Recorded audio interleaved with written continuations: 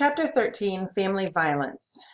After reading this chapter, you should be able to explain what family violence is and who the victims and perpetrators are. Identify remedies available to adult victims of family violence, including criminal actions, civil actions, protective orders, and guardianships. Explain how to recognize and respond when a client is a victim or perpetrator of abuse. Identify various kinds of child abuse and neglect. Describe who is required to report abuse and to whom and how the state responds. Explain how abuse and neglect influence custody decisions, and discuss the ethical duty of members of the family law team in the family violence context. So explain what family violence is and who the victims and perpetrators are. So first, what is family violence? Family violence goes by many names: domestic violence, domestic abuse, intimate partner abuse, and spousal and child abuse, among others. Generally, it involves a pattern of coercive behavior designed to exert power and control over a person in a family relationship. It comes in no single form, but rather may involve any combination of behaviors such as threatening, intimidating, belittling, harassing, and outright physical attacks. Legal definitions of various kinds of abuse vary from state to state. Most focus on physical abuse that causes bodily injury, compelled sexual activity, and fear of physical assault. Some encompass abuse inflicted through neglect, stalking, cyberstalking, and other psychological tactics and behaviors. Domestic violence crosses all geographic, socioeconomic, racial, cultural, religious, educational, and occupational boundaries. The overwhelming majority of domestic violence is committed by men against women. 1 in every 4 women will experience domestic violence in her lifetime. Incidence of domestic violence varies by race and ethnicity, with African American females experiencing intimate partner violence at a rate 30% higher than white females. Domestic violence occurs with about the same statistical frequency in heterosexual and homosexual relationships. Approximately 90% of incidents of alleged elder abuse occur in a domestic setting. Identify remedies available to adult victims of family violence, including criminal actions, civil actions, protection orders, and guardianships. The 4 most common kinds of remedies: 1 is criminal prosecution. Abusive conduct may be prosecuted under a variety of criminal statutes, ranging from murder and manslaughter in cases involving deaths to assault, aggravated assault, battery, rape, sexual assault, domestic battery, stalking, and cyberstalking, among others. When a victim is unwilling or unable to assist in the prosecution of an offender, the prosecutor can choose to proceed with an evidence-based prosecution. Civil actions: a victim may choose to sue an abuser for damages in a tort action for assault, battery, or intentional infliction of emotional distress. There are also protective orders. Under civil domestic violence laws of all states, a victim of family violence can seek a protective order if he or she satisfies the threshold requirements regarding standing and qualifying conduct laid out in statutes that vary from state to state. Protective orders may be of several kinds. 1 is a restraining order, which is a court order most commonly issued in a domestic violence case, restraining an individual from threatening and/or harassing another individual or individuals.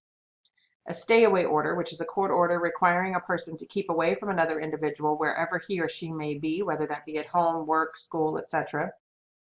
A no-contact order is an order prohibiting an individual from having contact of any kind with a person he or she has threatened or abused in some manner. A guardianship: in some cases, an abused woman may become so incapacitated by repeated abuse that she cannot protect herself or escape from her abuser. She may be incapable of arranging for her own housing, medical care, or finances. The guardian is appointed by the court and is granted the authority to act on behalf of the, quote, ward, end quote, for some or all purposes, until the court determines the ward has the capacity to act on her own behalf. Explain how to recognize and respond when a client is a victim or perpetrator of abuse. Many victims are afraid, ashamed, or embarrassed about the abuse they experience and never report it to the police, physicians, families, friends, or even their attorneys. Some do not even recognize they are abused and assume that any maltreatment they suffer is their own fault because of what their abuser has told them. Many perpetrators are aware that their conduct is criminal, but they are unwilling to acknowledge it to others and face the consequences. Some abusers do not even recognize they are perpetrators, especially if their conduct is culturally condoned. As a result, it's important for members of the family law team to watch and listen to clients carefully and be sensitive to cues that suggest that they are abused or perpetrators of abuse. The most important issue to address when the client is a victim is her safety. This may mean suggesting one or more of the following options. Recommend that the client file for a comprehensive protective order on an ex parte basis. Depending on the nature and severity of the abuse, file a criminal complaint against the abusive spouse. Recommend that the client file a complaint for divorce and custody of the children if applicable, and make arrangements to be in a safe location when the complaint is served on the spouse. The most important issue to address, again, is her safety. So give the client a safety plan and offer assistance with its completion. The plan will call for the client to locate contact numbers for key resources, the police, shelters, etc. Identify locations she can go to if forced to leave home. Identify means of increasing safety while at home, at work, and in the community. And identify documents to copy and or take with her when leaving the abuser. The client ultimately must make the decisions concerning his or her case and should not be pressured into filing for divorce on the grounds of cruel and abusive treatment if such an option is available, no matter how appropriate that course of action may seem. A victim is never at greater risk than they are when they commit to leaving and exposing the abuser. Although members of the team can listen sensitively and reinforce the message that no one deserves to be abused, they must recognize that the client needs to make her own decisions, even if it means deciding to not leave the spouse and pursue a divorce before they are ready. Abusers come from all backgrounds, and there is no single mold into which they all fit. However, there are some red flags to watch for. A cluster of characteristics abusers commonly share, such as he believes in traditional hierarchical sex roles. He engages in jealous, possessive, and controlling behaviors. He is hypersensitive to criticism. He is self-centered. He is manipulative. He engages in minimization and denial and blames the victim for his behavior. He has difficulty expressing feelings. In some cases, the client may not be able to conceal their conduct if the abuse is a matter of public record, documented in police reports, medical records, photographs, and criminal complaints and convictions. Copies of these documents should be obtained. Members of the team need to remain as objective and non-judgmental as possible to serve as zealous advocates, remembering that in this country, everyone is entitled to representation, no matter how offensive or illegal their behavior may be. The members of the team must balance the duty to maintain client confidentiality with the responsibility to prevent commission of a crime that could result in death or serious injury. Identifying various kinds of child abuse and neglect. Under federal law, child abuse and neglect is defined as, at a minimum, any recent act or failure to act on the part of a parent or caretaker which results in death, serious physical or emotional harm, sexual abuse or exploitation, or an act or failure to act which presents an imminent risk of serious harm. Of the confirmed reports annually, about 78.3% of child victims suffer neglect, 17.8% physical abuse, 9.5% sexual abuse, 7.6% psychological maltreatment, and 2.4% medical neglect. More than 1,500 children reportedly die as a result of abuse and neglect each year. More than half of the victims are 7 years old or younger, and the highest rate of victimization is of children under 1 year of age. Approximately 80% of the perpetrators of child maltreatment are parents. The 6 major types of child abuse. 1 is abandonment. Abandonment occurs when the whereabouts of a child's parents are unknown, the parent has left the child in unsafe circumstances, and/or has failed to maintain contact with or provide support for the child for an extended period of time. Neglect. Neglect is a type of maltreatment that involves deliberate failure by a caregiver to provide needed age-appropriate care, although financially able or offered other means to do so. It usually involves an ongoing pattern of inadequate care, falling into one or more categories: physical, emotional, medical, or educational neglect. Physical abuse. Physical abuse is commonly defined as non-accidental physical injury to a child that may be caused by behaviors such as punching, striking, kicking, biting, etc. Although the most visible form of abuse, it is less common than neglect and involves varying degrees of culpability. For example, deliberate physical abuse by a parent, severe punishment of the child by a parent acting in the good faith belief that he or she is acting in the child's best interest, abuse committed by parents who have never developed effective parenting skills, and accidental injuries of the child at the hands of their parents. The U.S. Supreme Court has held that parents have a constitutionally protected right to direct their children's upbringing, but the right to discipline is not unlimited. Common law recognized a parental privilege to use reasonable force in disciplining children, and today several states have recognized some variation of the privilege by statute, case law, or administrative rule. Emotional abuse. Emotional abuse is usually defined as injury to the psychological capacity or emotional stability of a child evidenced in an observable and/or substantial change in behavior, emotional response, or cognition, or in anxiety, withdrawal, or aggressive behavior. Emotional abuse usually encompasses a pattern of behavior including verbally assaulting and belittling, terrorizing with threats of harm and abandonment, and humiliating and embarrassing, among other behaviors. Sexual abuse. States define sexual abuse in various ways, generally including both touching offenses, fondling or penetrating the child's genitals, or having the child touch the caretaker's sex organs, etc., and non-touching offenses such as exposing a child to sexual acts or to pornographic material. Substance abuse. States address this topic in both criminal and civil statutes that focus on exposing and involving children in illegal drug abuse. Several states have specifically criminalized prenatal substance abuse. Describe who is required to report and to whom and how the state responds. Approximately 3.3 million reports of abuse are made to state child protective agencies annually, of which approximately 25% are substantiated. About 60% of the reports made are by professionals, so police, teachers, medical and social services personnel, etc. 9% are by anonymous persons, and the remainder by non-professionals, being relatives, neighbors, friends, etc.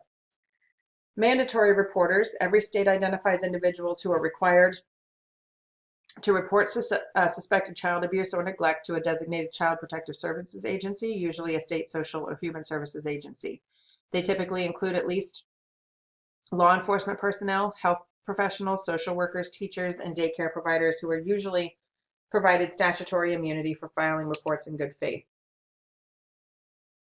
Permissive reporters. Permissive reporters are individuals who may but are not required to report suspected abuse. They typically include friends, neighbors, store personnel, and strangers who witness incidents, especially in public places such as stores, playgrounds, and parking lots. They are not liable for reports filed in good faith, but in some states may be penalized for knowingly filing a false report.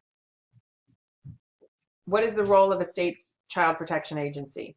State child protection agencies are responsible for receiving reports of suspected abuse, promptly investigating reports, usually by making a home visit within 24 hours if the child is in imminent danger, otherwise within 3 to 7 days, developing plans for families in need of services, providing services such as counseling, homemaking, parent education, etc., directly or through third parties. They're also responsible for removing children from homes where they are at risk of immediate serious harm, scheduling court hearings, arranging for and monitoring foster care placements, initiating proceedings to terminate parental rights when warranted, referring cases involving serious injury or harm to law enforcement authorities for investigation and possible criminal prosecution. When a report of suspected abuse is received and processed, it customarily proceeds along one of 4 paths. If the report is found to be false or frivolous, it is deemed invalid. If the report was made in good faith, but there is no reasonable cause to believe the child is at risk, the report is deemed unsubstantiated but remains in the agency's files. When the report is substantiated and the abuse is not serious, the agency develops a service plan with the caretakers and the child may remain in the home. If the abuse is serious or the plan is not accepted, the agency may file a care and protection petition seeking temporary removal or removal with termination of parental rights, if appropriate. If necessary to ensure the child's safety, the agency may immediately remove the child and file a care and protection petition to be heard by the court within 72 hours. The state has the authority under the legal doctrine of parens patriae to protect those within its boundaries who cannot protect themselves. Child protection agencies have a duty to keep families together, and if removal is necessary, to make a reasonable effort to reunite the family, although priority must continue to be given to the child's health and safety. What basic principles guide the agency's efforts under federal law? In an effort to place children in stable homes as soon as possible, if a child is removed and placed in foster care, a permanency planning hearing must be held no later than 12 months after placement or sooner if reunification is not possible or appropriate. When removal of an Indian child is at issue, the procedural safeguards of the Indian Child Welfare Act designed to promote the stability and security of Indian families are triggered. Explain how abuse and neglect influence custody decisions. All states require that evidence of child abuse and neglect be considered in decisions concerning child custody and visitation in some way. Some require consideration of a history of domestic violence before joint custody can be awarded. Some states provide that batterers are presumed to be unfit custodians of children. Some include documented abuse as a factor in their best interest statutes. Some mandate that the courts not award joint custody where abuse has been documented. Some states also consider the impact of witnessing interspousal domestic violence on a child when making custody decisions. Custody orders in abuse cases are designed to protect both children and parents who have been victims of family violence. Ideally, they are carefully tailored to the facts of each individual case. The court may order conditions on custody and visitation such as the following: a restraint on the abusive parent's communication with or proximity to the child except in the context of authorized visitation, a requirement that the abuser successfully complete a batterer's program, a requirement that the abusive parent not use alcohol or drugs during or within a certain period prior to a visitation, exemption of the victimized parent from any state-required parenting program, impounding or denial of access to school and other records containing address and phone information, supervised visitation in a court-approved location. The ethical duty of members of the family law team in a family violence context. Domestic violence permeates many family law cases and poses monumental ethical dilemmas for members of the family law team. The legal community is divided between those who believe lawyers should be required to disclose serious threats to third parties and those who believe they should not be required to do so, given the duty to maintain client confidences and zealously advocate on their client's behalf. Confidentiality requirements are left to the discretion of the states, and states are not uniform in their requirements. Some specifically exclude attorneys from mandatory child abuse reporting requirements. Others adopt the ABA's rule that a lawyer may disclose information about abuse if disclosure is reasonably necessary to prevent death or substantial bodily harm or to comply with a law or court order. The remaining states fall in between. It's very important to watch for these key words, behaviors, and other evidence of abuse when you are meeting with clients and discussing issues with the client throughout the case. It is certainly an issue that, when it does occur, needs to be taken very seriously and addressed appropriately.